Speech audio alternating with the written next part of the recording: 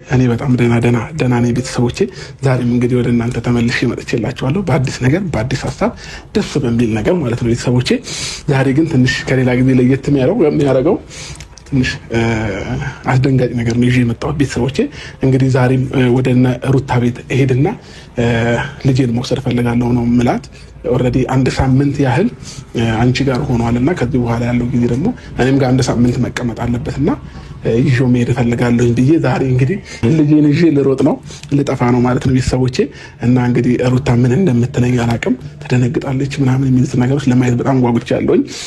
ልጁን ካልጋ ላይ አንስቼ እንግዲህ ይዤ እሮጣለሁኝ ማለት ነው ቤተሰቦቼ።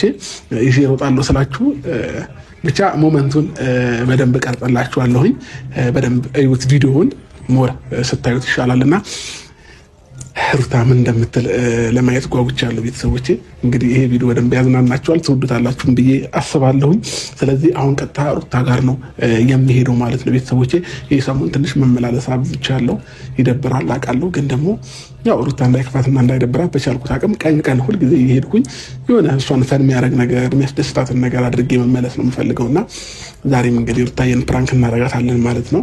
ሁላችሁም ይህንን ቪዲዮ ስትጀምሩት ላይክ በማድረግ ጀምሩት። እንደምትወዱት እርግጠኛ ስለሆንኩኝ በዚህ ቪዲዮ ቢያንስ እስከ 30 ሺህ በላይ ላይክ እንዲኖር እፈልጋለሁኝ እና ቤተሰቦቼ አብራችሁን ቆዩ።